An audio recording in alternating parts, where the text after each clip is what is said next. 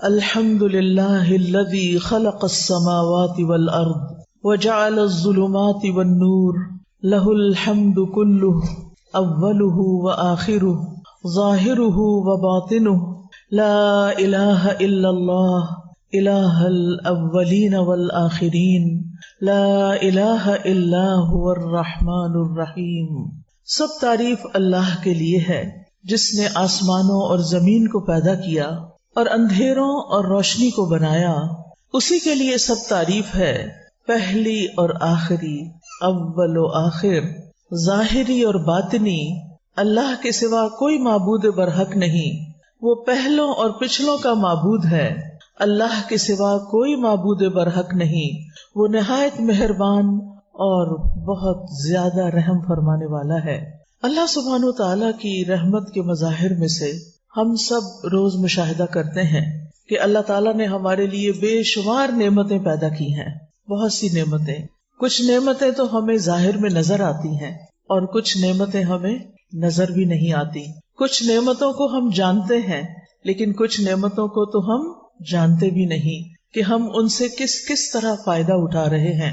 اللہ سبحانہ تعالیٰ نے ہمیں پیدا کیا، یہ زندگی عطا کی، رزق دیا اور طرح طرح کی نعمتیں دی، بلکہ جو کچھ بھی ہمارے پاس ہے وہ سب کا سب اللہ رب العزت ہی کا دیا ہوا ہے۔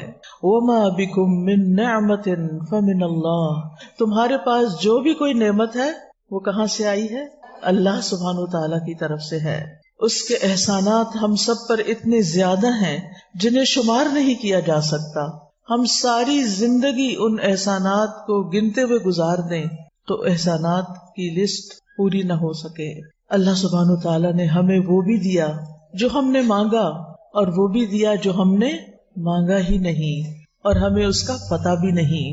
وَآتَاكُم مِّن كُلِّ مَا سَأَلْتُمُوهُ وَإِن تَعُدُّوا نِعْمَةَ اللَّهِ لَا تُحْصُوهَا إِنَّ الْإِنسَانَ لَظَلُومٌ كَفَّارٌ، اور اس نے تمہیں ہر اس چیز میں سے دیا جو تم نے اس سے مانگی، اور اگر تم اللہ کی نعمتوں کو گننا چاہو، شمار کرنا چاہو تو شمار نہ کر پاؤ گے۔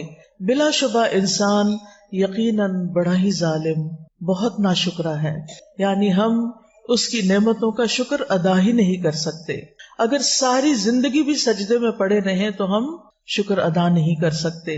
ان بے شمار نعمتوں میں سے ایک نعمت دنیا میں آتے ہی جس کی ہمیں ضرورت ہوتی ہے وہ ہے کھانا پینا۔ کھانا اللہ کی نعمتوں میں سے ایک بہت بڑی نعمت ہے جس کے بغیر یہ زندگی قائم نہیں رہ سکتی۔ اگر ہم کھانا پینا چھوڑ دیں تو کچھ ہی دن کے بعد ہم دنیا سے بھی رخصت ہو جائیں۔ اس کھانے پر ہماری قوت کا انحصار ہے، اس کھانے پر ہماری زندگی کا انحصار ہے۔ اور یہ کھانا ہمیں کون دیتا ہے؟ ہمارا رازق کون ہے؟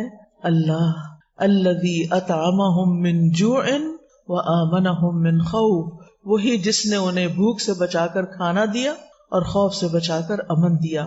یہ کھانا زمین سے بھی آتا ہے اور آسمان سے بھی یہ رزق برستا ہے۔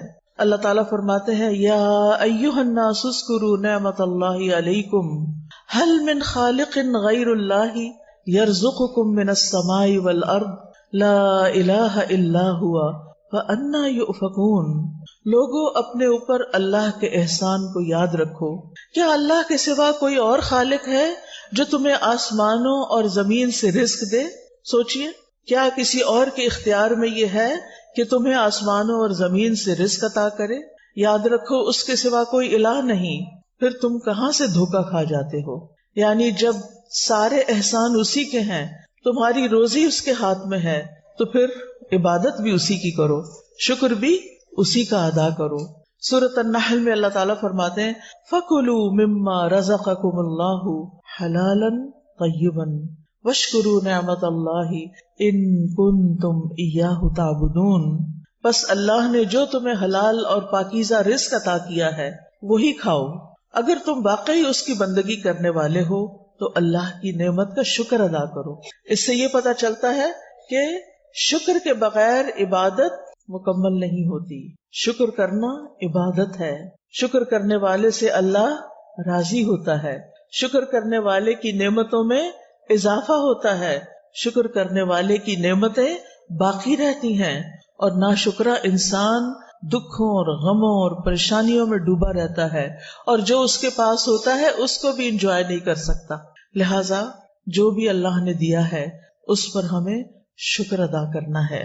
اور پھر آپ دیکھیے کہ جو کچھ ہم کھاتے اور پیتے ہیں اس کو صرف کھا ہی نہ لیا کریں، بلکہ ان چیزوں پر غور بھی کیا کریں کہ یہ کیسے پیدا ہوئی، یہ کیسے بنی، یہ کس نے بنائی، یہ کس نے بھیجی، اور یہ میرے لیے. جب میں ابھی پیدا بھی نہیں ہوئی تھی، جب ابھی یہ زمین آسمان بھی نہیں بنے تھے، اس وقت میری تقدیر میں یہ لکھا گیا تھا کہ میں اس جگہ بیٹھ کر یہ کھانا کھاؤں گی اور یہ پانی پیوں گی. اللہ نے اس وقت سے پلاننگ کی ہوئی ہے، تدبیر کی ہوئی ہے. اللہ ہمارا رب ہے، اور رب کون ہوتا ہے؟ خالق، مالک اور مدبر. یس، جس نے پیدا کیا، جو ہمارا مالک ہے، اور جس نے ہمارے لیے تدبیر کی کہ میرا بندہ کہاں پیدا ہوگا، کیا کھائے گا، کتنے سال جیے گا، اس کو کس کس چیز کی ضرورت ہے، اور اس نے وہ سب کچھ مہیا کیا. اور پھر ہمیں کہا کہ کوشش کر کے اسے حاصل کر لو. اللہ نے وہ تمہارے لیے پیدا کیا ہوا ہے، تمہیں پیدا کیا تو تمہارا رزق بھی پیدا کیا ہوا ہے. اب تم پر ہے کہ تم کتنی کوشش کرتے ہو. اللہ تعالیٰ کھانے پینے کی چیزوں پر غور کرنے کے لیے حکم دیتے ہیں سورۃ عبسہ میں، فَلْيَنظُرِ الْإِنسَانُ إِلَىٰ طَعَامِهِ أَنَّا صَبَبْنَا الْمَاءَ صَبًّا ثُمَّ شَقَقْنَا الْأَرْضَ شَقًّا فَأَنبَتْنَا فِيهَا حَبًّا وَعِنَبًا وَقَضْبًا وَزَيْتُونًا وَنَخْلًا وَحَدَائِقَ غُلْبًا وَفَاكِهَةً وَأَبًّا مَتَاعًا لَكُمْ وَلِأَنْعَامِكُمْ. تو اللہ سبحانہ وتعالیٰ کیا فرماتے ہیں کہ انسان کو چاہیے کہ وہ اپنے کھانے کی طرف دیکھے. ہم ہی نے اوپر سے پانی برسایا، پھر عجیب طرح سے زمین کو پھاڑا تو اس میں سے ہم نے اناج اگایا، اور انگور اور ترکاریاں اور زیتون اور کھجور اور گھنے باغات اور پھل اور چارہ. یہ سب کچھ تمہارے اور تمہارے مویشیوں کے لیے زندگی کا سامان ہے. یہ سب کچھ اللہ نے کیوں بنایا ہے؟ تاکہ تمہاری زندگی باقی رہے اور تمہارے جانوروں کی بھی زندگی. کیونکہ کچھ خوراک تو ہم براہ راست زمین سے حاصل کر لیتے ہیں، لیکن کچھ خوراک زمین کی ہمارے جانور کھاتے ہیں، پھر ہم ان کا دودھ پیتے ہیں، ان کا گوشت کھاتے ہیں، ان کے انڈے کھاتے ہیں. یعنی انڈائریکٹلی وہ خوراک ہمارے پاس آ جاتی. وہ جو کچھ کھاتے ہیں، آپ سوچئے گائے بھینس جو کچھ کھاتی ہے اس میں سے اس کو اپنے جینے کے لیے تو تھوڑا ہی چاہیے ہوتا ہے، باقی وہ کس کو دیتی ہے؟ ہمیں دیتی ہے. کتنا ہمیں اللہ کا شکر ادا کرنا چاہیے کہ جس نے ہماری گائے بنائی، اور وہ گائے چارہ کھاتی ہے ہماری خاطر، اور پھر ہمیں دودھ پلاتی ہے. یہ اللہ تعالیٰ کا کتنا بڑا احسان ہے. دودھ اگر زمین سے نکلتا تو اس کو صاف کرنا کتنا مشکل ہوتا، اور اگر بارش کی شکل میں آسمان سے برستا تو ہمارے گھر بار سب پہ دودھ برس رہا ہوتا. تو اللہ سبحانہ تعالیٰ نے ہمارے لیے کتنے بہترین انتظام کیے. پھر آپ دیکھیے زمین کی طرف کہ اس پر طرح طرح کے درخت اگے ہوئے ہیں. وَهُوَ الَّذِي أَنشَأَ جَنَّاتٍ مَّعْرُوشَاتٍ وَغَيْرَ مَعْرُوشَاتٍ وَالنَّخْلَ وَالزَّرْعَ مُخْتَلِفًا أُكُلُهُ وَالزَّيْتُونَ وَالرُّمَّانَ مُتَشَابِهًا وَغَيْرَ مُتَشَابِهٍ كُلُوا مِن ثَمَرِهِ إِذَا أَثْمَرَ وَآتُوا حَقَّهُ يَوْمَ حَصَادِهِ وَلَا تُسْرِفُوا إِنَّهُ لَا يُحِبُّ الْمُسْرِفِينَ. وہی تو ہے جس نے دونوں طرح کے باغات پیدا کیے. ایک وہ جن کی بیلیں چھپروں پہ چڑھائی جاتی ہیں، وہ بھی کس کے لیے ہیں؟ کس کے لیے ہیں؟ ہمارے لیے. دوسرے وہ درخت جو خود اپنے تنے پہ کھڑے ہوتے ہیں، یعنی کچھ تو اپنے تنے پہ کھڑے نہیں ہو سکتے، سہارا لے کے اوپر جاتے ہیں اور پھر ہمارے لیے پھل پیدا کرتے ہیں. نیز کھجوریں اور کھیتیاں پیدا کی جن سے کئی طرح کے معقولات حاصل ہوتے ہیں. نیز اس نے زیتون اور انار پیدا کیے جن کے پھل اور مزے ملتے جلتے بھی ہوتے ہیں اور مختلف بھی ہوتے ہیں، کوئی کھٹا، کوئی میٹھا، کوئی درمیانہ. جب یہ درخت پھل لائیں تو ان سے خود بھی کھاؤ، اور فصل کاٹتے وقت ان میں سے اللہ کا حق بھی ادا کرو. یعنی سارا خود ہی نہ کھا جاؤ، بلکہ ان کو بھی دو جو محروم ہیں، ان کو بھی دو جو سوالی ہیں، جو ضرورت مند ہیں. کیونکہ انسان کے کھانے میں، انسان کے رزق میں اوروں کا بھی حصہ ہے.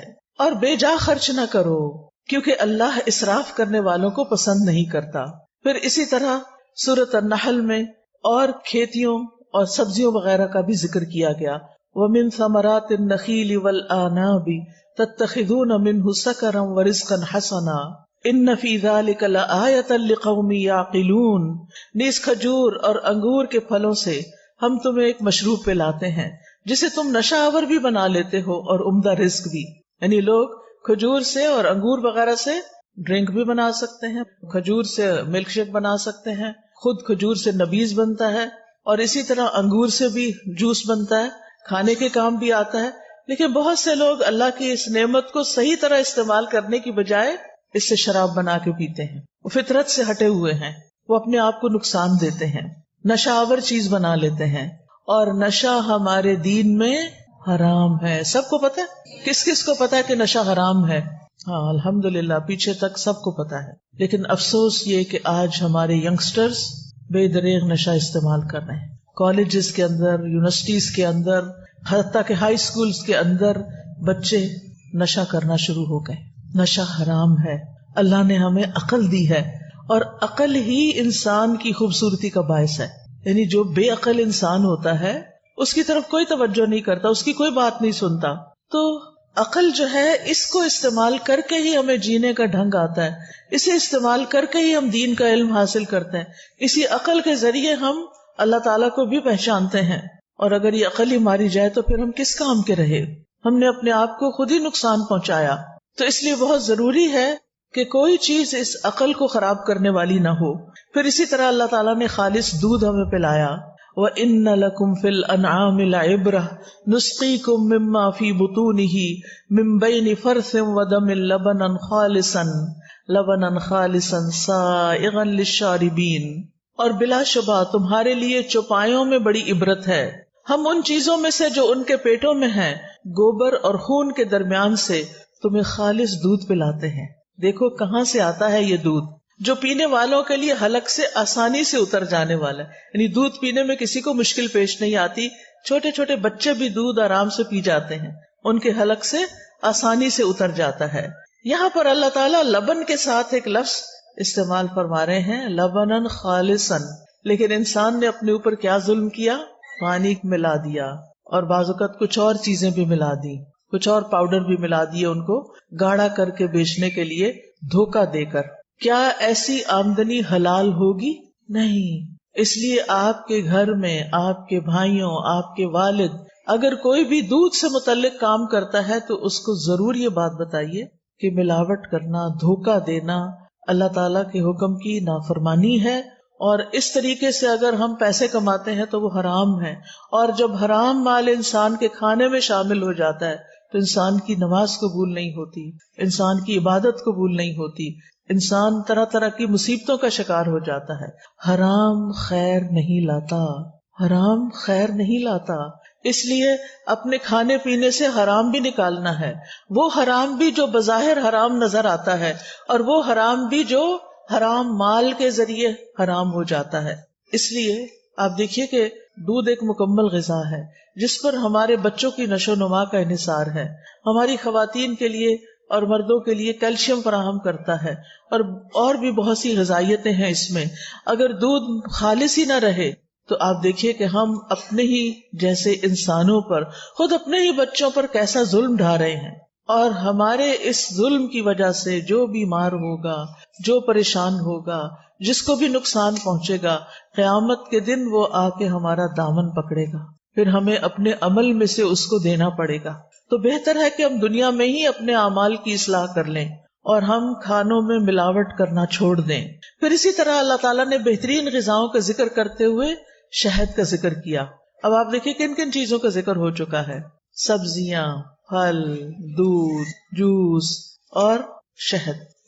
شہد اور شہد آپ دیکھیے کہ اللہ تعالیٰ نے کتنا زبردست کارخانہ لگایا ہے شہد بنانے کا، اور کتنی چھوٹی سی مخلوق کو ہمارے لیے شہد بنانے پہ لگا دیا. وہ کتنا رس پیتی ہے اور اس میں سے خود کیا لیتی ہے، خود اس کی ضرورت کتنی تھوڑی سی ہے، اور باقی وہ ساری محنت آپ کے لیے کرتی ہے. ہزاروں میل کا سفر اڑ اڑ کے طے کرتی ہے، طرح طرح کے پھولوں پہ بیٹھتی ہے، رس چوستی ہے، لا کے اپنے چھتے میں ڈالتی ہے، اور پھر اس کو موم سے پیک کر کے آپ تک پہنچاتی ہے. پہلے اس کو پی لیتی ہے، پھر اس کو کنورٹ کرتی ہے شہد میں اور اس کو بھرتی ہے ان ڈراپس کے اندر، اور پھر اس چھتے کے ذریعے وہ شہد آپ تک پہنچتا ہے. افسوس یہ کہ ہم نے شہد میں بھی ملاوٹ کرنی شروع کر دی. گڑ اور چینی گھول کے رکھ دیتے ہیں کہ مکھیاں وہی پی لیں اور اسی سے شہد بنا دیں. تو وہ ایک طرح سے ہم دوبارہ کیا کھا رہے ہوتے ہیں، دوبارہ وہی شوگر کھا رہے ہوتے ہیں اور وہی چیزیں استعمال کر رہے ہوتے ہیں. یہ بھی درست نہیں.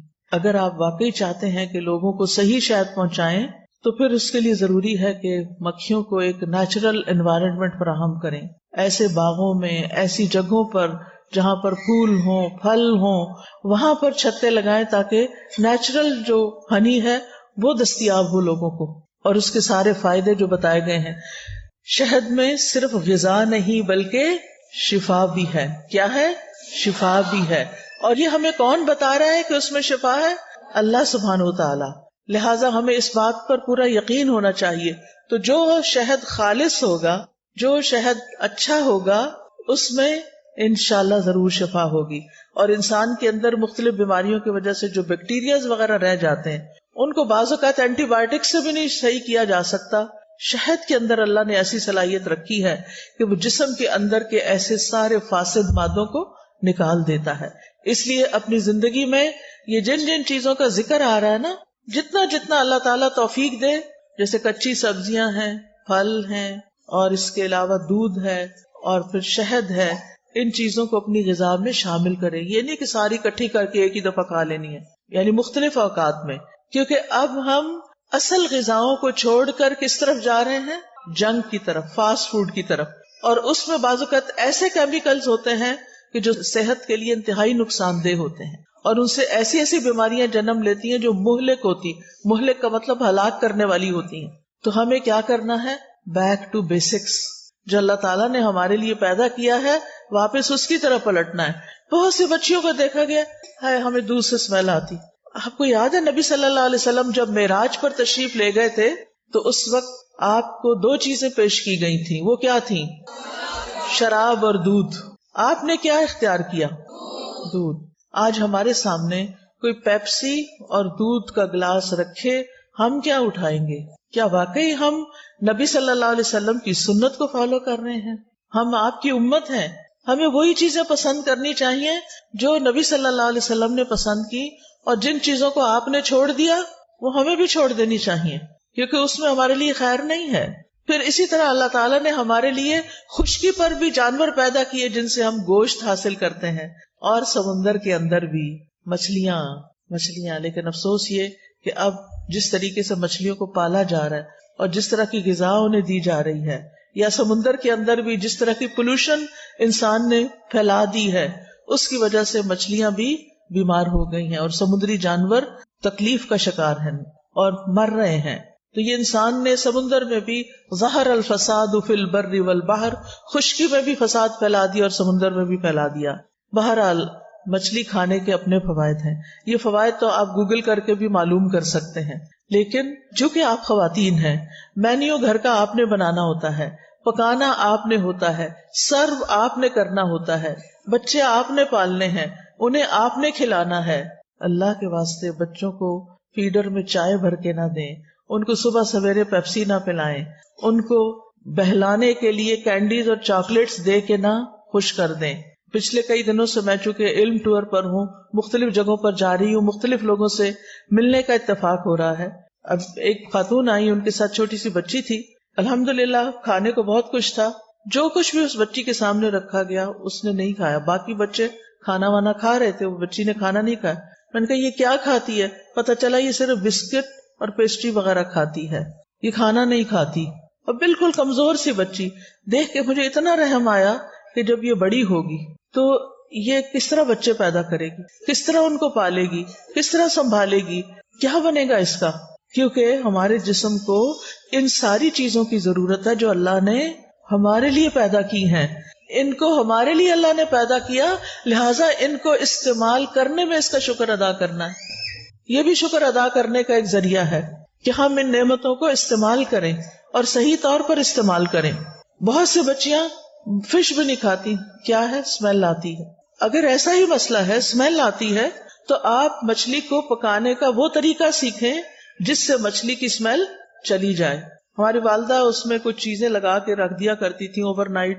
کبھی اس کے اندر لسی، اور لسی میں پتہ نہیں کیا ڈالتی تھی کہ جس سے وہ ڈوبی رہتی تھی اور ساری اس کی اسمیل چلی جاتی تھی، اور پھر بہت عمدہ طریقے سے مچھلی بنتی تھی جس کو کوئی اسمیل نہیں آتی تھی. آج کل تو کچھ مشکل نہیں ہے، جو چیز آپ کے گھر سے نہیں سکھائی گئی وہ آپ یوٹیوب سے سیکھ لیں.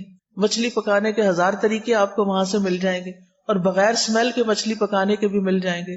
لیکن اگر آپ ہی نہیں کھائیں گی تو پھر مجھے ڈر ہے کہ آپ گھر والوں کے لیے بھی نہیں پکائیں گی، اور جب گھر والے بھی نہیں کھائیں گے تو ان کی صحت پر بھی اثر پڑے گا.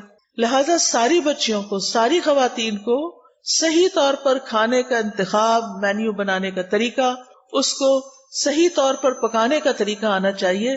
بچوں کو صرف چپس دے کے اسکول نہ بھیجیں، ان کے لنچ باکس میں گاجر کاٹ کے ڈالیں، ان کے لنچ باکس میں تھوڑے سے انگور ڈال دیں، 1-2 کھجور ڈال دیں، ان کو نیچرل چیزوں کے لنچ باکس دیں. ہم کیا کرتے ہیں، بازار سے بریڈ منگا لیتے ہیں جو میدے کی بنی ہوئی ہوتی ہے، اور اس کے اندر کیا لگا دیتے ہیں، جیم جو چینی سے بھرا ہوا ہوتا ہے، اور پھر ہم ان کو پکڑا دیتے ہیں یہ ہے تمہارا لنچ. وہ بچہ جو دن بھر محنت کر رہا ہے، سر کھپا رہا ہے، بول بول کے ہلکان ہو رہا ہے، آپ کو پتہ نہیں اسکولوں میں کتنا کچھ کہلواتے ہیں، چکھواتے ہیں، اور پھر وہ بچے بول بول کے تھک جاتے ہیں. کیونکہ میں یہ تجربے سے کہہ رہی ہوں، اسلام آباد میں جس ایریا میں رہتی ہوں ساتھ ہی اسکول ہے، اس میں جو بریک کے وقت اتنا شور ہوتا ہے، چھٹی کے وقت اتنا شور ہوتا ہے، جب ان کی وہ معلوم نہیں کیا ایکٹیویٹی کوئی چل رہی ہوتی ہے، اس میں بچے اتنا شور کر ہر بات کا جواب چیخ چلا کے دے رہے ہوتے ہیں. حالانکہ ضروری نہیں ہوتا کہ چیخ کے بولا جائے، لیکن پھر بھی شاید ان کی انرجی کنزیوم کرنے کے لیے کہ یہ تھوڑے سے پھر تھک کے گھر جائیں تو سو جائیں. لیکن پھر کیا ہوتا ہے، ایک دم ہم ان کو شوگر کھلاتے، میدے میں بھی شوگر ہے کیونکہ کاربوہائیڈریٹس میں شوگر ہے، اس میں پھر شوگر، جیم میں شوگر، وہ شوگر کھا کے ایک دم پھر ہائپر ہوتے ہیں. ان کے اندر پھر ایک عجیب طرح کی طاقت آتی ہے جس کی وجہ سے پھر وہ طرح طرح کی شرارتیں کرتے ہیں، یا پھر دوسرے بچوں سے لڑتے ہیں یا تنگ کرتے ہیں. پھر ہم کہتے ہیں یہ بڑے بدتمیز ہیں، پھر ان کو 2-4 لگا کے چپ کرا کے بٹھا دیتے ہیں. یہ تو نہیں تربیت ہوتی نا. غلطی کس کی ہے کہ وہ اس وقت اتنے ہائپر ہوئے ہیں. پھر یا ان کو ڈبوں کے جوس پکڑا دیتے ہیں اور بڑے خوش ہوتے ہیں اللہ نے ہمیں بہت دیا، ہم اپنے بچوں کو ڈبوں کے جوس دے سکتے ہیں. اللہ نے آپ کو اس ملک میں پیدا کیا جہاں سبحان اللہ ہر طرح کا پھل، ہر طرح کی نعمتیں، ہر طرح کی سبزیاں موجود ہیں، تازی چیزیں موجود ہیں، لیکن آہستہ آہستہ ہم ان چیزوں کو چھوڑ کر ہر چیز ریڈی میڈ چاہتے ہیں تاکہ ہمیں تکلیف نہ کرنی پڑے.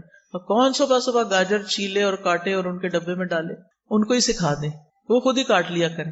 کیونکہ کچھ مائیں بڑی عقل مند ہوتی، وہ بچپن میں بچوں کو، اور میں یہ خود مشاہدہ دیکھ کر آئی ہوں. میری بھانجی ہے اور اس کا چھوٹا سا بچہ، میں اس سے ملاقات کرنے کے لیے 2-2.5 سال کا بچہ ہے، تو ہم لوگ بیٹھے ہوئے تھے، کہوہ بنا کر لائی، اور اس بچے نے، اتنے چھوٹے بچے نے ایک کپ میں سے چائے کا چمچ بھرا، دوسرے میں ڈالا، دوسرے جیسے وہ اسکول میں ایکٹیویٹی کرتے ہیں، وہ الہدا کے بچوں کا جو سیکشن ہے اس میں آتا ہے، تو وہ ان کو سکھاتے ہیں کہ چیزیں پور کیسے کرتے ہیں، چیز اٹھاتے کیسے ہیں، چیز رکھتے کیسے ہیں. وہ ماشاءاللہ اتنی موٹر سکلز اتنی زیادہ بہترین ہو جاتی ہیں کہ بچے چھوٹی عمر میں ہی خود کھانا سیکھ جاتے ہیں، خود اٹھانا سیکھ جاتے ہیں، کاٹنا سیکھ جاتے ہیں، جوڑنا توڑنا سیکھ جاتے ہیں، ترتیب سے رکھنا سیکھ جاتے ہیں. یہ ساری چیزیں بچپن میں آپ بچوں کو گھر میں بھی سکھا سکتی ہیں. ضروری نہیں کہ اس کے لیے آپ ان کو الہدا کی مونٹیسری میں ہی بھیجیں. آپ کا ہر گھر خود ایک مونٹیسری ہونا چاہیے، ایک تربیت گاہ ہونا چاہیے، لیکن اس کے لیے تو پھر ماں کو خود پہلے سیکھنا ہوگا نا. ہم بچیوں کو اتنا کچھ پڑھا دیتے ہیں لیکن ان کو ماں بننا نہیں سکھاتے، ان کو گھر داری نہیں سکھاتے. اس سے اچھی تو ہماری نانی دادی وغیرہ تھی کہ جنہوں نے ہماری ماؤں کو، اور پھر ہماری ماؤں نے ہمیں اسٹرکٹ طریقے سے سختی کے ساتھ پالا، اور کچھ چیزوں کے اوپر بہت ہی ڈسپلن کیا کہ یہ تو کرنی ہی پڑے گی، یہ تو کرنی، سلائی بھی آنی چاہیے، بٹن لگانا آنا چاہیے، کاج بنانا آنا چاہیے. اب یہ چیزیں بھی نہیں ہیں. اچھا بٹن ٹوٹ گیا، اٹھا دو، دے دو یہ کسی کو کپڑا. یہ سلائی ادھڑ گئی، اب ہمارے گھر میں تو مشین بھی نہیں ہوتی ہے تو چلانی نہیں آتی، دھاگا ہی نہیں ڈالنا آتا. یعنی اگر کسی بچی کو کہنا مشین میں دھاگا ڈالو تو اس کو دھاگا نہیں اب ڈالنا آئے گا، کیونکہ یہ چیزیں، یہ فن، یہ سکلز ناپید ہو گئی. اب کیا اس کی جگہ آ گیا موبائل، اب وہ خوب چلانا آ گیا. اب مشین کون چلائے بیٹھ کے، اب تو یہ صرف ایک فن رہ گیا. تو اب اس کا نتیجہ کیا ہوتا ہے کہ اب ہمیں ہر سیزن میں نئے کپڑے چاہیے، کیونکہ پہلے کیا ہے، پھٹ گئے، پھٹے نہیں ادھڑے ہیں، ادھڑنے اور پھٹنے کا بھی ہمیں فرق نہیں پتا چلتا. اب وہ نکالے جاتے ہیں، پھر کہتے ہیں کیا کریں تنخواہ پوری نہیں ہوتی. کیسے پوری ہو جب آپ کے خرچ کرنے کا انداز یہ ہے؟ تو پھر یہاں تو لاکھوں بھی آئے تو پورے نہیں پڑیں گے. تو اللہ سبحانہ وتعالی مصرفین کو پسند نہیں کرتا، فضول خرچ لوگوں کو پسند نہیں کرتا. تو ہمارے پاس ملینز بھی ہوں، ہم بلینئر بھی ہوں، تب بھی ہمیں اچھے طریقے سے سلیقے سے خرچ کرنا چاہیے، چیزوں کو ضائع نہیں کرنا چاہیے، کیونکہ اللہ تعالیٰ کو ایسے لوگ پسند نہیں ہیں۔ اللہ تعالیٰ نے یہ سارے ریسورسز ہمیں اس لیے نہیں دیے کہ ہم ان کو ایسے تیسے استعمال کر کے ضائع کر کے پھینک دیں۔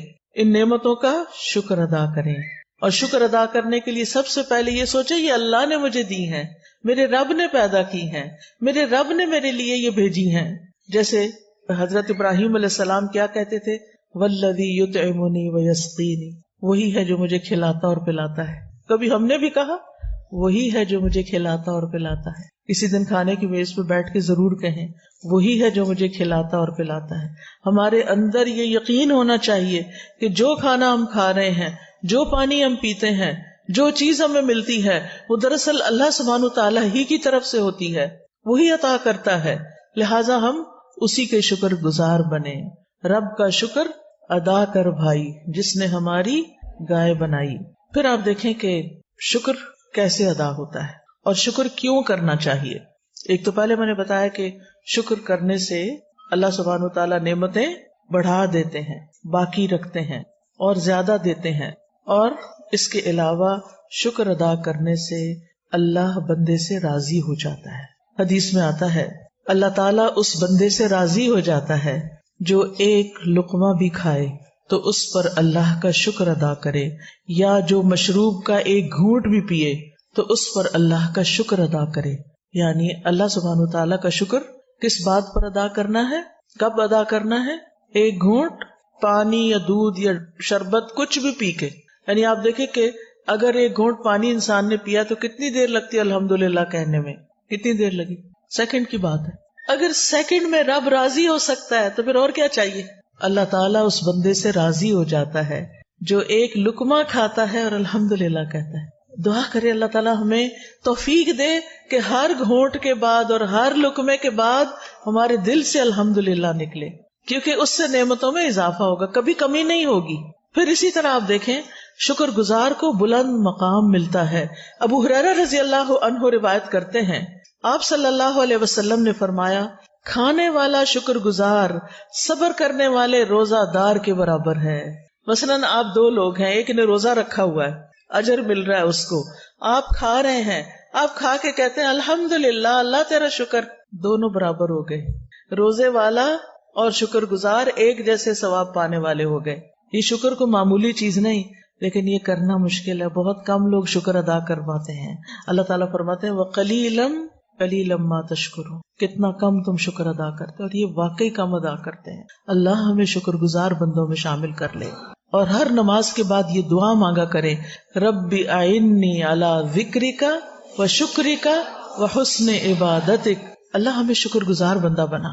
اور شکر ادا کرنے کے لیے ہم صرف زبان سے شکر ادا نہیں کریں، ہم عبادت بھی خوبصورت کریں، کیونکہ عبادت بھی دراصل شکر ادا کرنے کا ایک طریقہ ہے۔ قیامت کے دن بندے کا سب سے پہلے حساب یہ ہوگا، اس سے کہا جائے گا کیا میں نے تیرے جسم کو تیرے لیے درست نہیں کیا تھا؟ کیا میں نے تجھے ٹھنڈے پانی سے سیراب نہیں کیا تھا؟ یعنی پینے کو دیا تھا نا، پھر پی کے تم نے کیا کیا؟ یعنی شکر ادا کیا یا نہیں؟ اور اسی طرح معمولی نعمتوں کا بھی سوال ہوگا، ثم لتسألن یومئذ عن النعیم، پھر تم سے اس دن نعمتوں کے بارے میں ضرور سوال ہوگا۔ اگر ہم شکر ادا کرتے رہے تو ہمارے لیے نجات ہوگی، اور اگر شکر ادا نہیں کیا تو پوچھ ہوگی کہ کیوں نہیں کیا۔ اب کھانے پر شکر ادا کرنے کے طریقے کیا ہیں؟ نمبر 1، کھانے کا انتخاب، سلیکشن، حلال اور طیب۔ پہلا کام کیا کرنا ہے آپ نے؟ حلال اور طیب۔ اللہ تعالیٰ فرماتے ہیں یا ایھا الناس کلوا مما فی الارض حلالا طیبا ولا تتبعوا خطوات الشیطان انہ لکم عدو مبین۔ اے لوگو، ان چیزوں میں سے جو زمین میں ہیں حلال اور پاکیزہ کھاؤ، اور شیطان کے قدموں کی پیروی نہ کرو۔ شیطان کیا چاہتا ہے کہ انسان کو کھانے کے راستے سے بہکائے اور اس کو حلال نہ کھانے دے، اور بعض اوقات ہم حلال کا اہتمام کر لیتے ہیں لیکن طیب کا اہتمام نہیں کرتے۔ لہذا اللہ سبحانہ تعالیٰ کا یہ حکم ہے ساری انسانیت کو۔ پھر تمام رسولوں کو اور اہل ایمان کو طیب کھانے کا حکم دیا گیا۔ رسول اللہ صلی اللہ علیہ وسلم نے فرمایا بے شک اللہ پاک ہے اور پاک ہی قبول کرتا ہے، اور بے شک اللہ نے مومنوں کو بھی وہی حکم دیا ہے جو اس نے رسولوں کو دیا. بس اللہ تعالیٰ نے فرمایا یا ایھا الرسل کلوا من الطیبات واعملوا صالحا، اور اللہ تعالیٰ نے فرمایا یا ایھا الذین آمنوا کلوا من طیبات ما رزقناکم. تو دونوں کو کیا حکم ہے؟ پاک چیزیں کھاؤ، جو ہم نے پاک رزق دیا اس میں سے کھاؤ. رسول اللہ صلی اللہ علیہ وسلم نے فرمایا بے شک مومن کی مثال شہد کی مکھی کی طرح ہے، جو پاکیزہ چیز کھاتی ہے پاکیزہ رس خارج کرتی ہے، اور جس پھول پتے پہ بیٹھتی ہے نہ وہ ٹوٹتا ہے نہ خراب ہوتا ہے. ایسا ہوتا ہے مومن. ہم سب بھی کہتے ہیں ہم بھی مومن ہیں.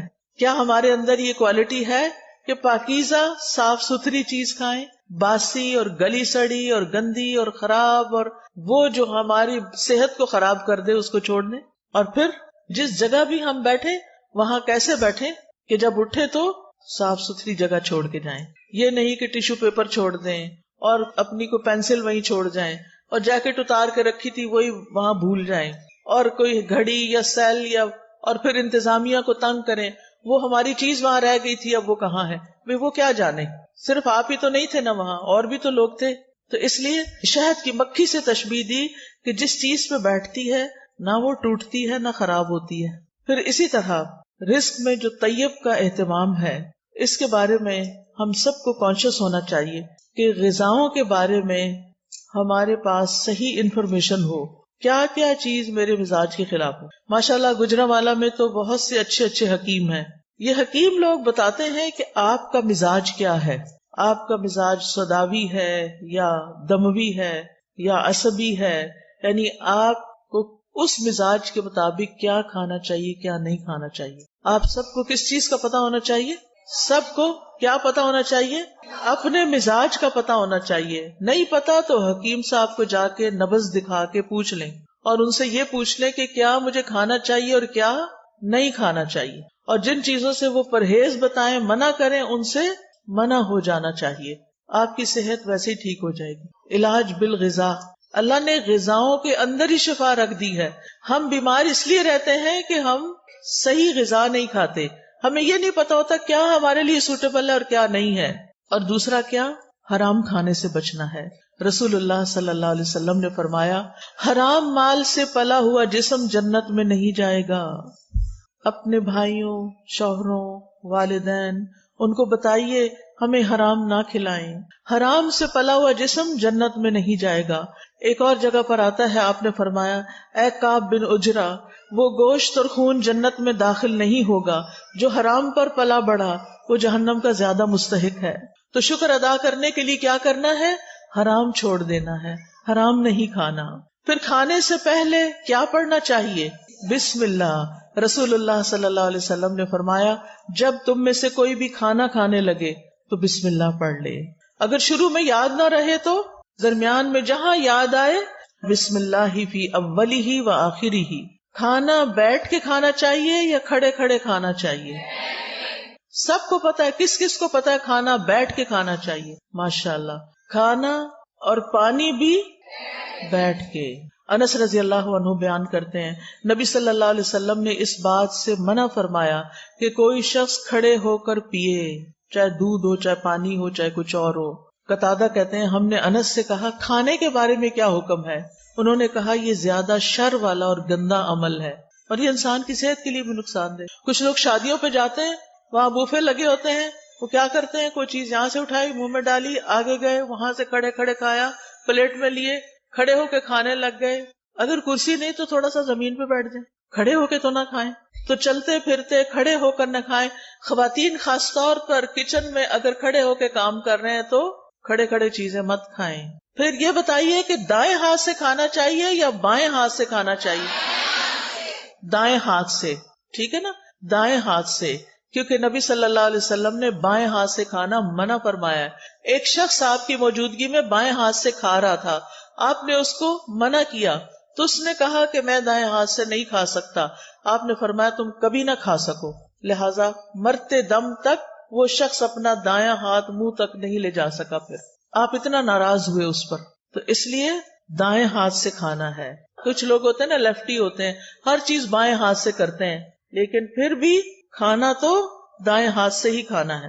ویسے تو نبی صلی اللہ علیہ وسلم ہر وہ چیز جو لیتے دیتے تھے اس میں دایاں ہاتھ استعمال کرتے تھے. اور کچھ بچوں کو تو بڑے ہو کر بھی یہ نہیں پتا ہوتا کہ دایاں کون سا بایاں کون سا ہے, وہ اسی میں کنفیوز رہتے ہیں, کیونکہ بچپن میں کسی نے تربیت ہی نہیں کی کہ بیٹا یہ دایاں ہاتھ ہے, اس سے یہ کام کرنا ہے.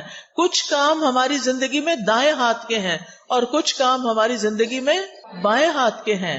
استنجا بائیں ہاتھ سے, ناک صاف بائیں ہاتھ سے, گندی چیزوں کو ہاتھ بائیں ہاتھ سے, اور اچھے اچھے کام سارے دائیں ہاتھ سے. پھر اسی طرح آپ صلی اللہ علیہ وسلم نے یہ بھی فرمایا, تم میں سے کوئی بھی بائیں ہاتھ سے کھانا نہ کھائے, نہ ہی بائیں ہاتھ سے کچھ پیے, کیونکہ شیطان اپنے بائیں ہاتھ سے کھاتا اور پیتا ہے. تو اللہ تعالیٰ نے کیا فرمایا, وَلَا تَتَّبِعُوا خُطُوَاتِ الشَّيْطَانِ, شیطان کے قدموں کی پیروی نہیں کرو. اچھا, ہو سکتا ہے آپ سوچیں یہ باتیں تمہیں پہلے ہی پتا ہے, آپ ہمیں پھر اسی پہ درس کیوں دے رہی ہیں؟ اگر آپ کو پتا ہے نا تو ان کی پابندی بھی کرنی ہے. نمبر 1 عمل کرنا ہے. نمبر 2 آپ یا تو مائیں بن چکی ہیں یا آئندہ کی مائیں ہیں. آپ نے بچپن سے اپنے بچوں کی تربیت یہ کرنی ہے کہ انہوں نے دایاں ہاتھ ہی استعمال کرنا ہے, کھڑے ہو کے نہیں کھانا, بسم اللہ پڑھ کے کھانا ہے, اپنے سامنے سے کھانا ہے. کچھ لوگ کیا کرتے ہیں, پلیٹ میں کہیں کبھی ادھر ہاتھ مارا, کبھی ادھر کبھی ادھر. نبی صلی اللہ علیہ وسلم نے اسے منع کیا ہے. اور خاص طور پر درمیان میں برکت اترتی ہے, درمیان سے اٹھا کے نہیں کھانا. کچھ لوگ کھانا ڈالتے ہیں نا, بیچ میں سے ڈال رہے ہوتے ہیں. کہاں سے ڈالنا چاہیے؟ اپنے سامنے سے ڈالنا چاہیے. پھر ٹیک لگا کے نہیں کھانا, پھر پیٹ کے بل نہیں کھانا.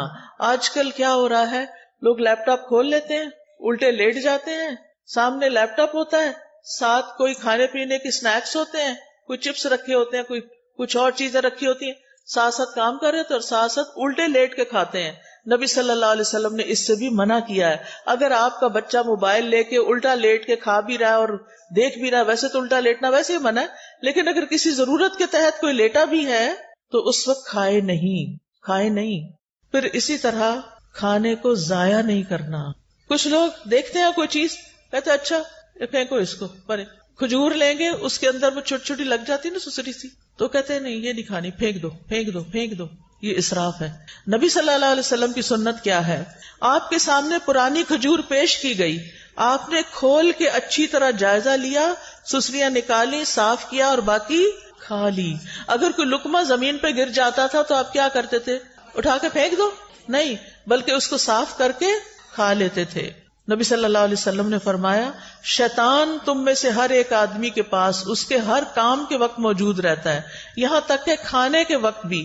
لہٰذا جب تم میں سے کسی کا لقمہ گر جائے تو چاہیے کہ اس کو کھا لے صاف کر کے, اور اسے شیطان کے لیے نہ چھوڑے.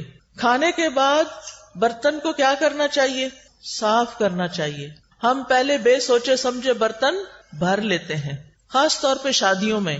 توجہ سے سنیے یہ بات, بڑی سخت تکلیف ہوتی ہے جب لوگ شادیوں پہ جاتے ہیں اور پلیٹوں کے اندر چھوٹے چھوٹے ٹیلے بنا لیتے ہیں کھانا ڈال ڈال کے, اور پھر 2-4 لقمے کھاتے ہیں, کوئی چھوٹے بچے کو ساتھ کھلایا, اور باقی ساری کی ساری پلیٹ واپس.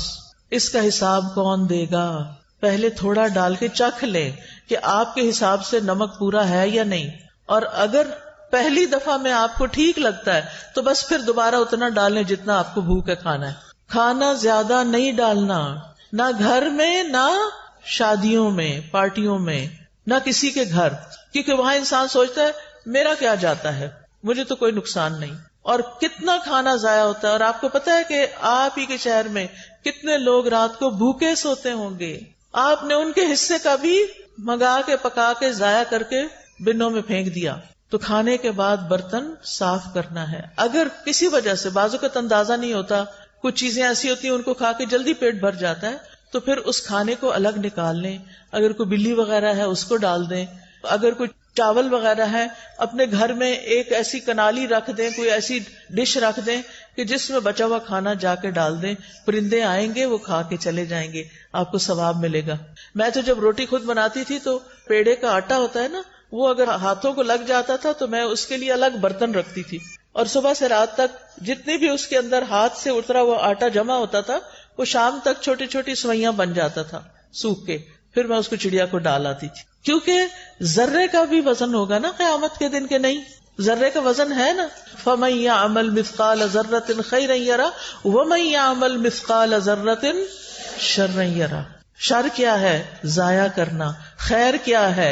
کسی کے فائدے میں لے آنا. اور مجھے امید ہے کہ آپ پرندوں وغیرہ کے لیے پانی بھی رکھتے ہوں گے.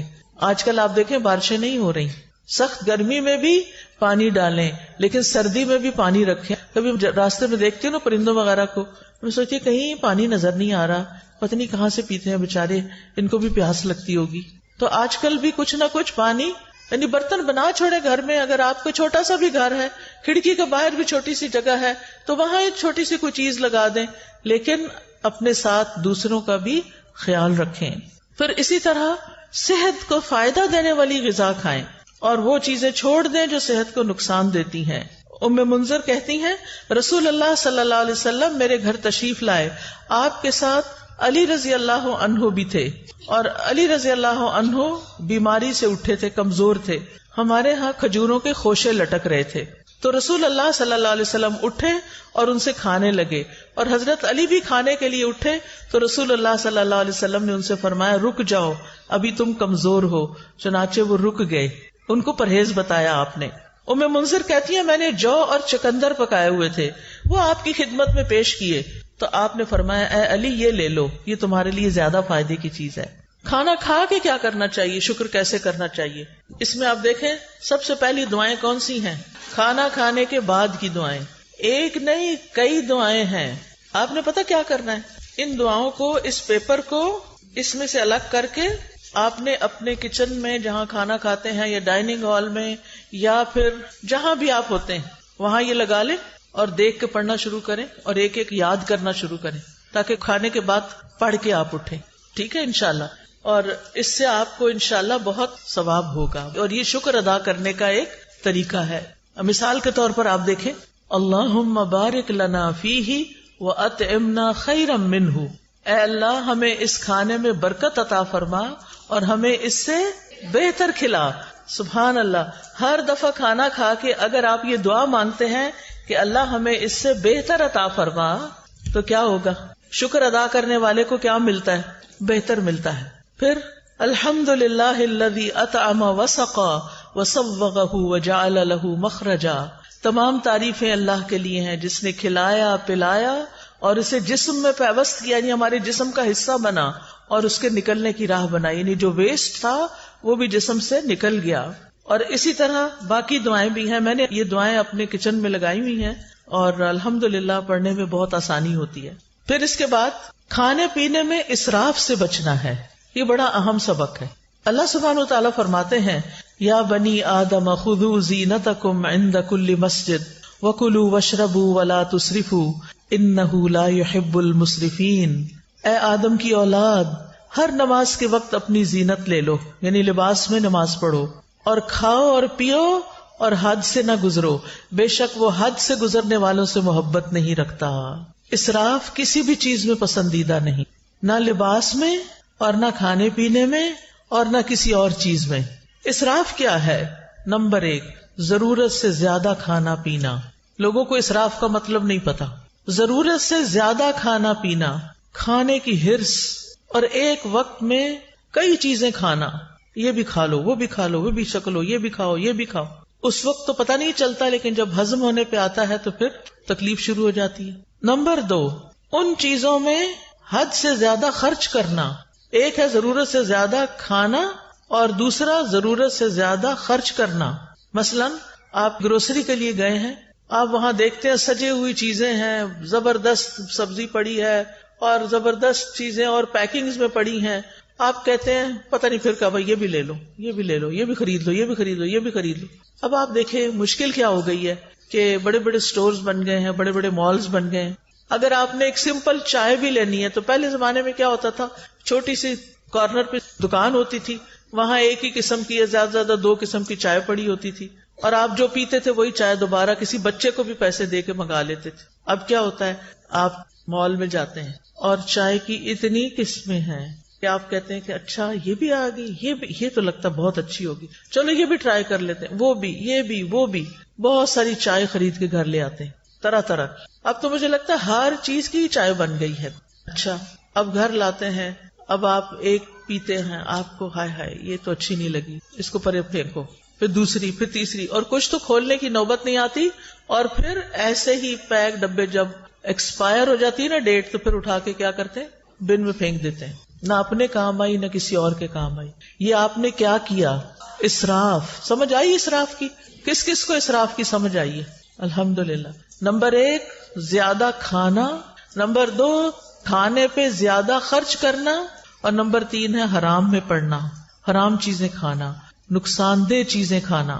تو اللہ سبحانہ وتعالیٰ نے کیا فرمایا؟ کھاؤ پیو لیکن اسراف نہیں کرو.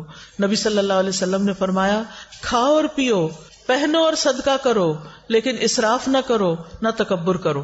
ابن عباس کہتے ہیں جو تمہارا جی چاہے کھاؤ, جو تمہارا جی چاہے پہنو, مگر 2 باتوں سے ضرور بچو, اسراف اور تکبر. تکبر کیوں؟ کیونکہ عام طور پر لوگ اپنا آپ دکھانے کے لیے, اپنے آپ کو بڑا ظاہر کرنے کے لیے قیمتی سے قیمتی, مہنگے سے مہنگے کپڑے پہنتے ہیں, اور قیمتی سے قیمتی چیزیں خرید کے رکھ لیتے ہیں صرف دکھاوے کے لیے, استعمال کچھ بھی نہیں کرتے. تو پھر کیا کہا ابن عباس نے؟ یعنی اللہ کی نعمتیں کس لیے بنی ہیں, کس لیے اگائی ہیں اللہ نے, کس لیے پیدا کی؟ ہمارے لیے. کلوا مما رزقناکم, یعنی جو ہم نے تمہارے لیے تمہیں رزق دیا اس میں سے کھاؤ, جو آپ کی حیثیت ہے, استطاعت ہے, وقت ہے, کھاؤ, لیکن کیا نہ کرو, اسراف نہ کرو. اور پہننا بھی جو تمہیں پسند ہے, اللہ تعالیٰ نے جو طریقے بتائے ہیں پہننے کے, ننگے نہیں ہونا, چست کپڑے نہیں پہننے, سی تھرو کپڑے نہیں پہننے, اور اسراف نہیں کرنا, یعنی اپنی لمٹس دیکھ کے خرچ کرنا ہے. اگر آپ کے والد کی تنخواہ ہی 1 لاکھ ہے مثلاً, اور آپ اپنی شادی کا جوڑا بھی 1 لاکھ کا بنوا رہی ہیں, تو کیا یہ جائز ہوگا؟ یہ کیا ہوگا؟ اسراف ہوگا. اور جب ایسا نہیں ہوتا کہ وہ گھر میں افورڈ نہیں کر سکتے, تو وہ بےچارے کیا کرتے ہیں, پھر قرض اٹھاتے ہیں یا کسی سے صدقہ مانگتے ہیں کہ میری بیٹی کی شادی ہے, مجھے مدد دو. اور بیٹی صاحبہ ایک دفعہ وہ جوڑا پہننے کے بعد دوبارہ کبھی نہیں پہنتی, اور سنبھال کے رکھتی ہیں, کسی اور کو بھی نہیں دیتی. کیا اس جوڑے کا حساب ہوگا؟ کیا اس کے بارے میں پوچھ ہوگی؟ اور تکبر کیا ہے کہ ایسا کپڑا پہنوں جو کسی نے نہ پہنا ہو, تاکہ میں سب سے بڑی, الگ, زیادہ خوبصورت نظر آؤں.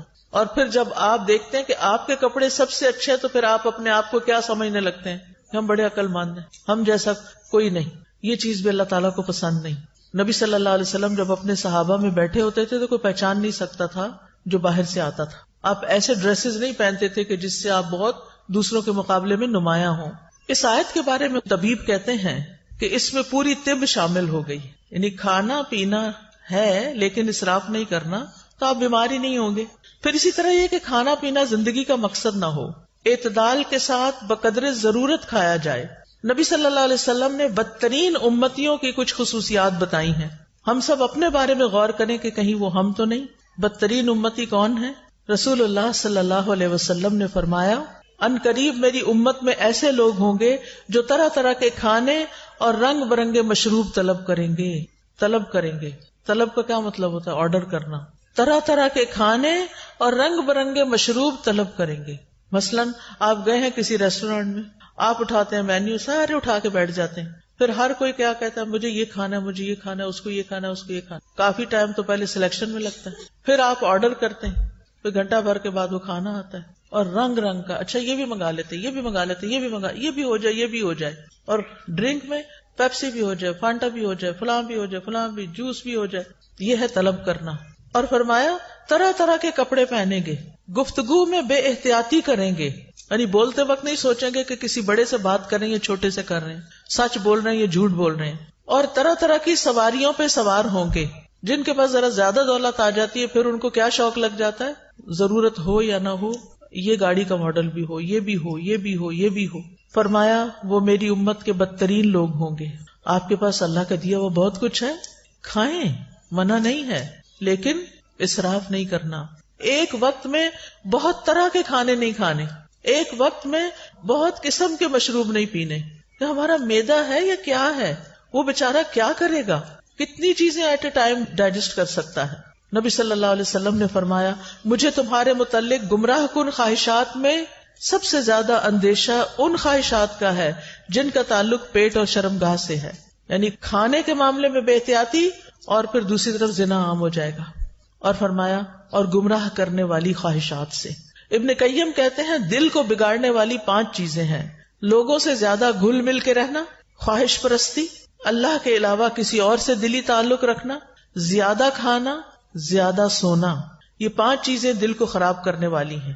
اب اکثر لوگ کیا کہتے ہیں، سب کچھ ہے، دل میں سکون نہیں، خوشی نہیں. ایک تو ہم نے راتوں کو دن بنا لیا اور دن کو رات بنا لیا.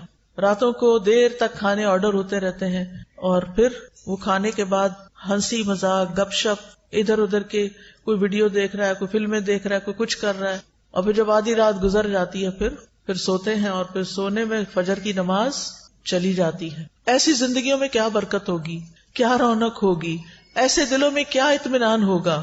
چاہے آپ نے 100 طرح کے اچھے اچھے کھانے کھائے ہوں، آپ کا دل خوش نہیں ہو سکتا. اس کے لیے آپ کو واپس قرآن و سنت کی طرف لوٹنا ہوگا. ابو سلمان دارانی کہتے ہیں جو زیادہ کھاتا ہے اس پہ 6 آفتیں آتی ہیں.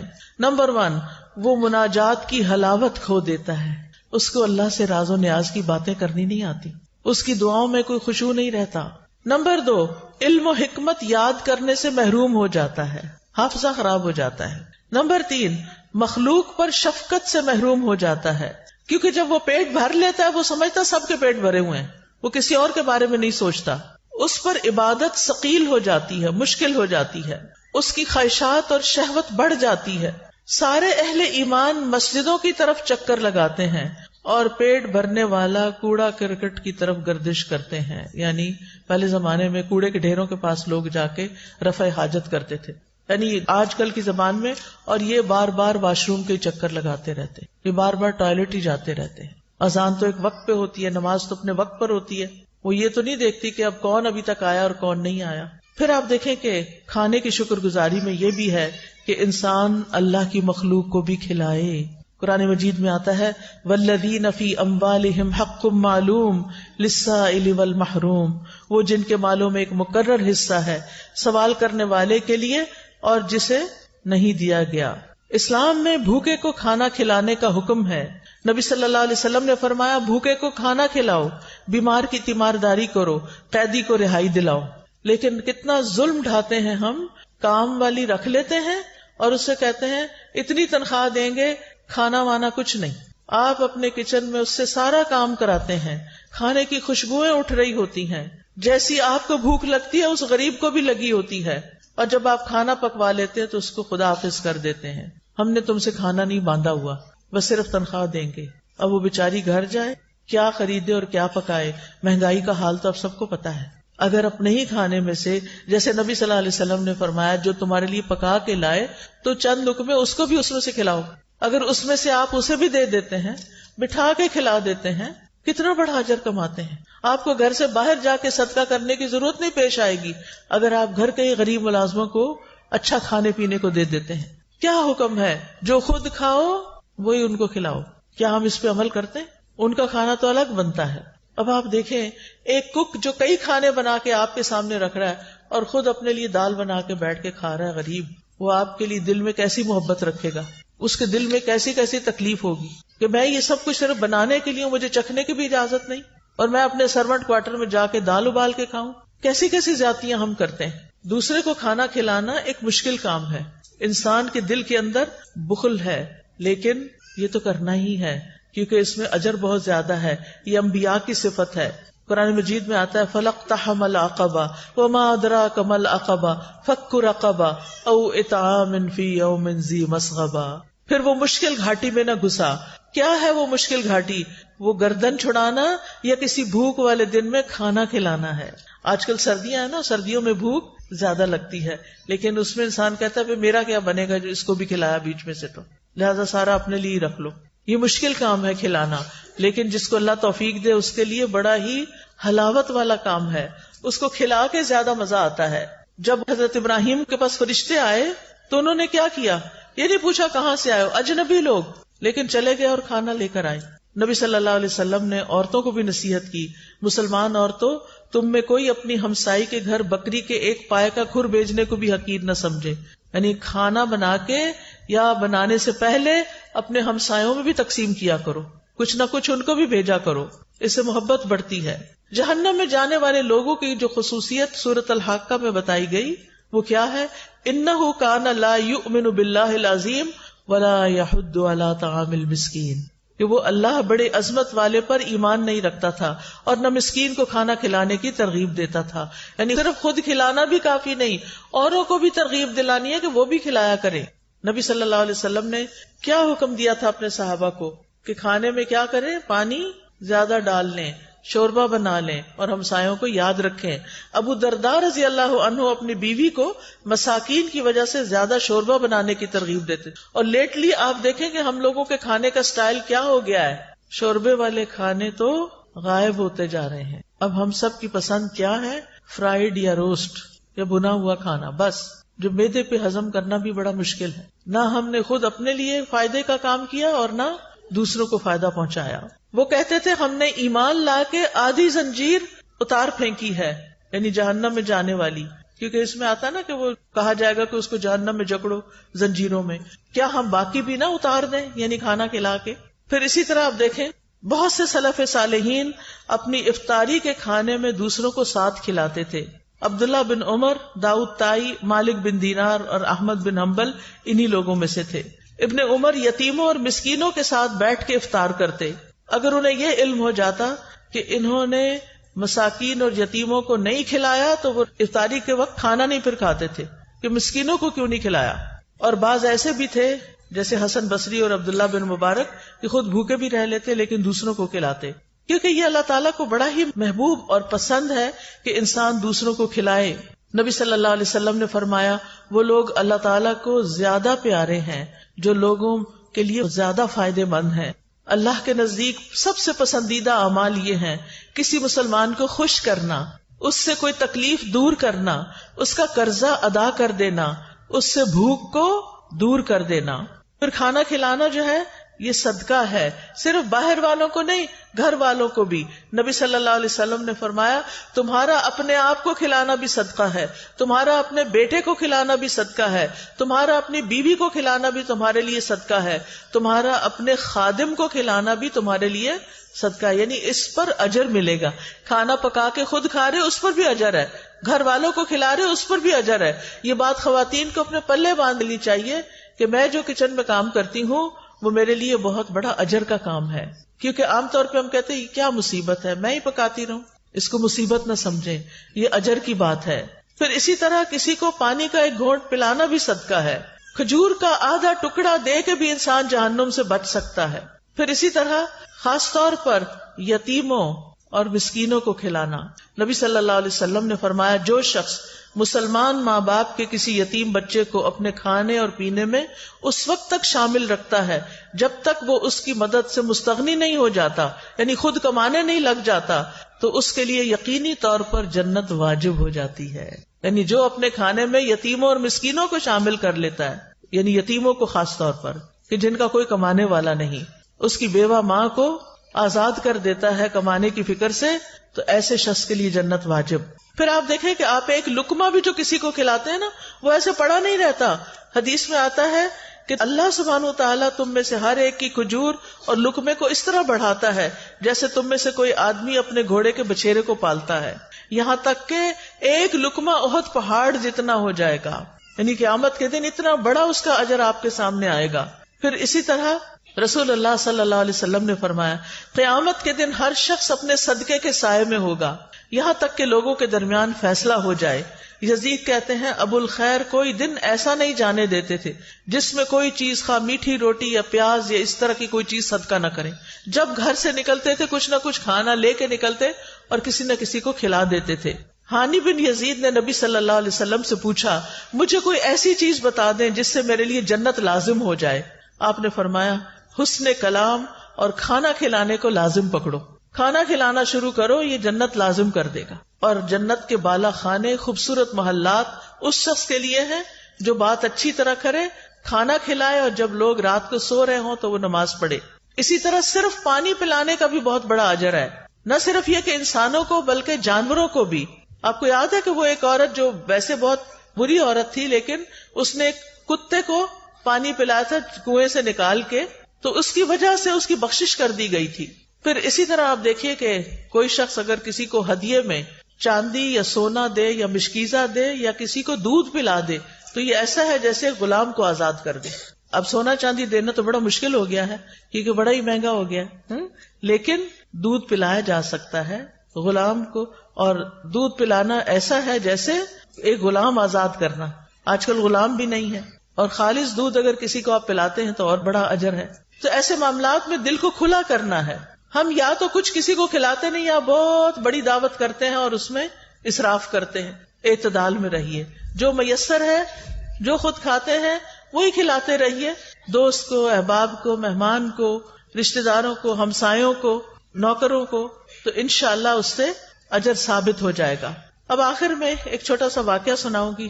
ایک حدیث ہے صحیح مسلم میں، مقداد رضی اللہ عنہ کہتے ہیں کہ میں اور میرے دو ساتھی اس وقت جب سخت بھوک لگی تھی ہمیں، اور بھوک کی وجہ سے نہ ہم سن پا رہے تھے نہ ہم دیکھ پا رہے تھے، یعنی ایسے لگ رہا تھا کہ ہم نے سننے دیکھنے کی قوت ہی چلی گئی، اتنی کمزوری ہو گئی بھوک کی وجہ سے. ہم خود کو رسول اللہ صلی اللہ علیہ وسلم کے صحابہ پہ پیش کرتے رہے کہ ان کو بتائیں کہ ہمیں بھوک لگی ہے، لیکن کوئی ہمیں بطور مہمان قبول کرنے پہ تیار نہ ہوا. ہو سکتا ہے ان کے اپنے گھر میں کچھ نہ ہو. پھر ہم نبی صلی اللہ علیہ وسلم کی خدمت میں حاضر ہوئے. آپ ہمیں اپنے گھر لے گئے. وہاں 3 بکریاں تھیں. نبی صلی اللہ علیہ وسلم نے فرمایا تم لوگ مشترکہ طور پر ہم سب کے لیے ان کا دودھ نکالا کرو، یعنی تم بھی پیو ہم بھی پیئیں گے، سب مل کے نکالو. ہم ان کا دودھ نکالتے اور ہر شخص اپنا حصہ پی لیتا، اور نبی صلی اللہ علیہ وسلم کے حصے کا دودھ اٹھا کے رکھ دیتے کہ جب آپ تشریف لائیں گے تو آپ بھی پی لیں گے. آپ رات کے وقت تشریف لاتے، سلام کرتے، کسی سوئے ہوئے کو نہ جگاتے اور جاگنے والے کو سلام سنا دیتے، یعنی آہستہ سے سلام بول دیتے. پھر آپ مسجد میں تشریف لاتے، نماز پڑھتے، پھر واپس آ کر اپنے حصے کا دودھ پیتے. رات کو آپ دودھ پیتے تھے. آپ رات کو تشریف لاتے کس طرح کہ جو سوئے ہوئے ہیں ان کو جگاتے نہیں تھے. ہمارے یہاں تو کیا ہوتا ہے کہ بیوی بیچاری تھک ہار کے سوئی بھی ہو، اب مرد خود بھی آتا ہے لیٹ اور پھر ساتھ 2-4 مہمان بھی لے آتا ہے اور کہتا ہے کہ اٹھو اب ان کو کھلاؤ. تو یہ زیادتی والی بات ہے، ایسے نہیں کرنا چاہیے. اگر مہمانوں کو لانا ہے تو پہلے سے بتائیں، اور پھر ان کا انتظام ایسے ہو کہ کسی سونے والے کو جگایا نہ جائے. پھر کہتے ہیں کہ ایک رات میرے پاس شیطان آ گیا. اس وقت میں اپنے حصے کا دودھ پی چکا تھا.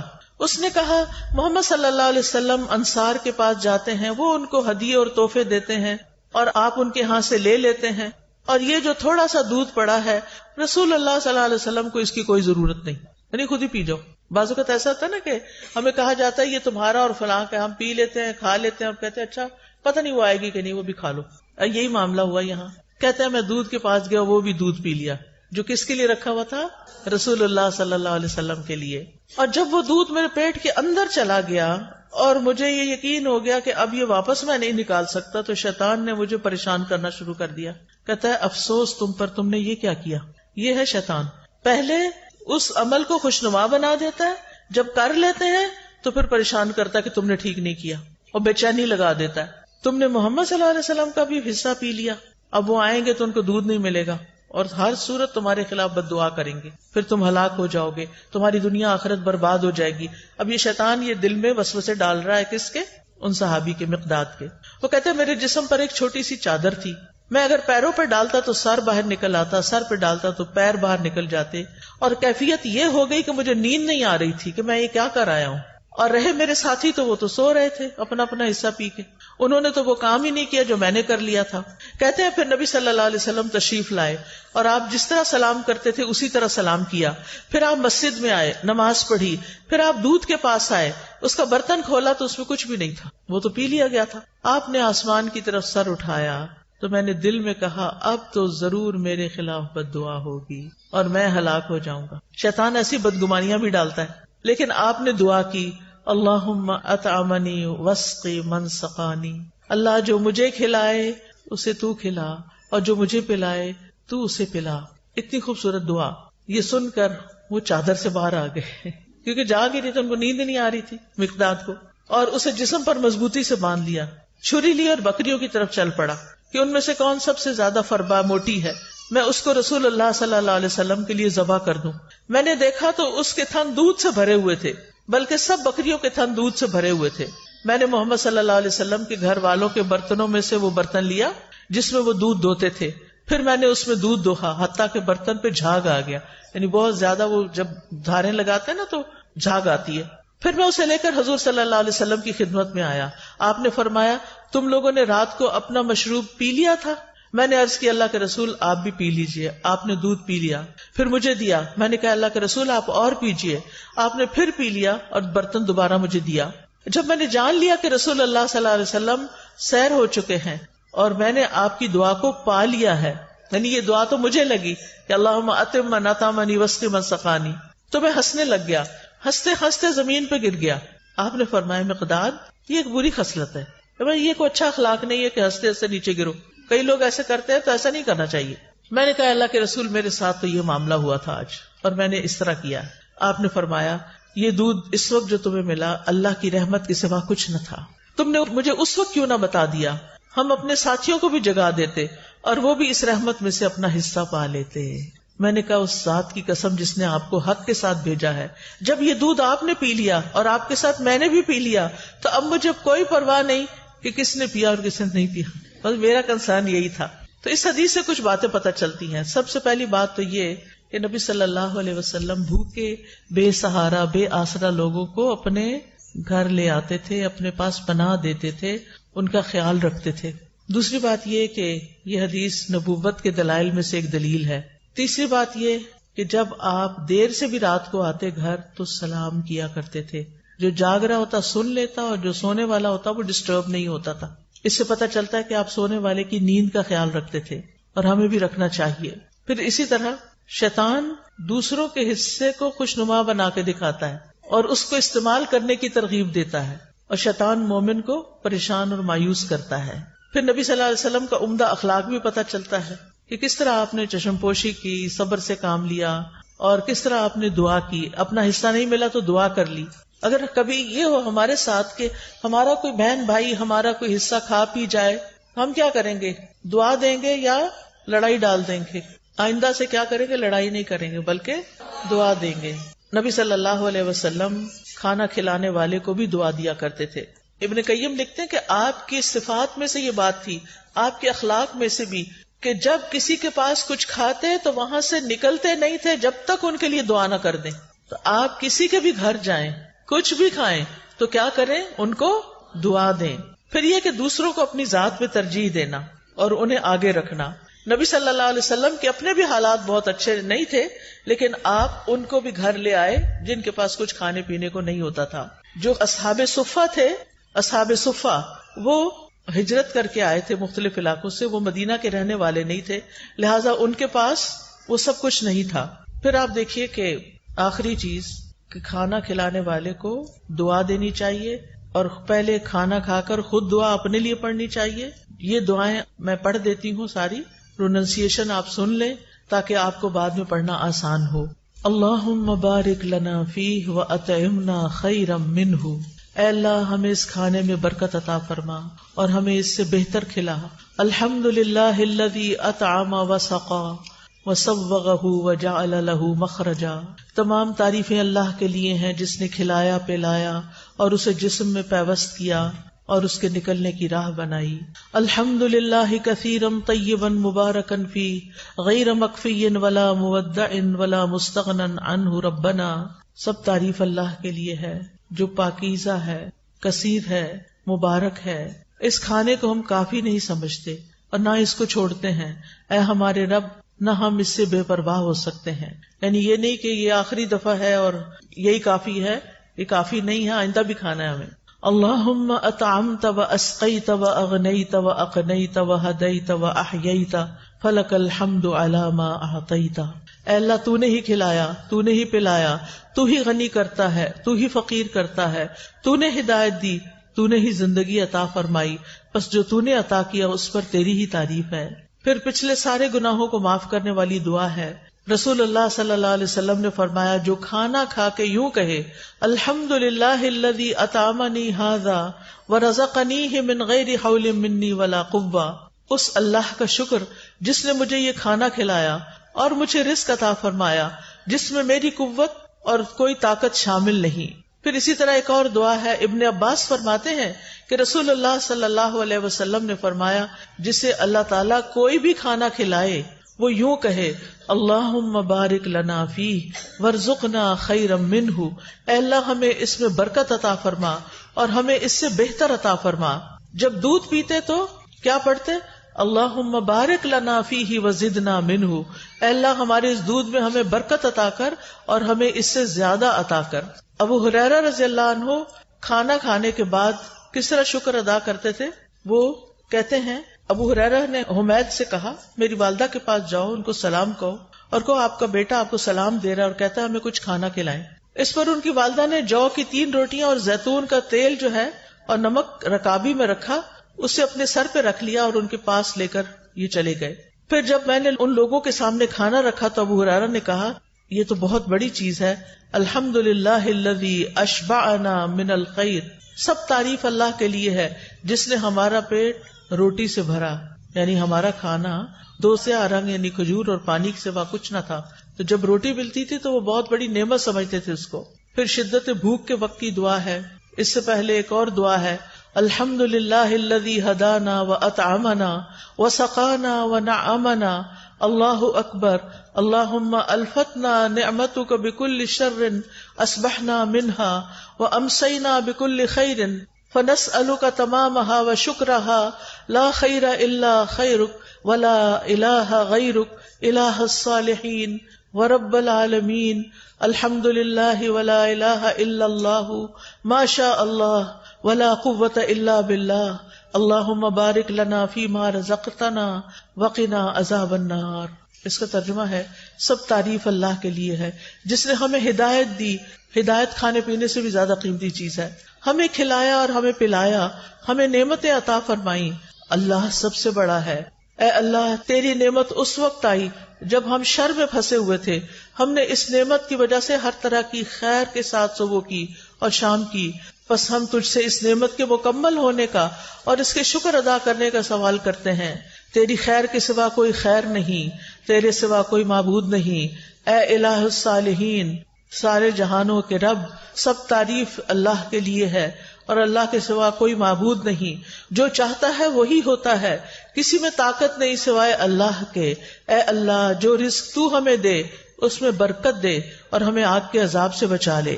اور اسی طرح حضرت عائشہ فرماتی ہے کہ نبی صلی اللہ علیہ وسلم رات کو بھوک کی وجہ سے کروٹیں بدلتے تھے اور یہ دعا پڑھتے لا الہ الا اللہ الواحد القہار رب السماوات والارض وما بینہما العزیز الغفار، نہیں ہے کوئی معبود برحق مگر اللہ جو اکیلا اور زبردست ہے، آسمانوں اور زمین اور ان دونوں کے درمیان والی تمام چیزوں کا رب ہے، وہ غالب اور بہت بخشنے والا ہے۔ پھر اگر کوئی آپ کو کھانا کھلائے تو آپ کیا دعا کریں؟ اللہم اطعم من اطعمنی واسق من سقانی، اللہ جو مجھے کھلائے تو اسے کھلا اور جو مجھے پلائے تو اس کو پلا۔ ہمارا کیا کھلانا اور ہمارا کیا پلانا، جو اللہ کھلائے گا اس کا تو کوئی میچ ہی نہیں۔ پھر اسی طرح کھانا کھلانے والے کے رزق میں برکت کی دعا کرنی چاہیے کہ اللہ تعالیٰ اس کو برکتیں عطا کر۔ اور پھر ایک اور دعا ہے افطر عندک الصائمون طعامکم الابرار وصلت علیکم الملائکہ، تمہارے ہاں روزہ افطار کیا کریں نیک لوگ، وہ تمہارے کھانا کھایا کریں اور فرشتے تمہارے لیے دعائیں کریں۔ تو یہ ہے کھانا کھلانے سے متعلق ہمارے دین کی رہنمائی۔ سبحانک اللہم و بحمدک اشہد ان لا الہ الا انت استغفرک و اتوب الیک۔ السلام علیکم و رحمۃ اللہ وبرکاتہ۔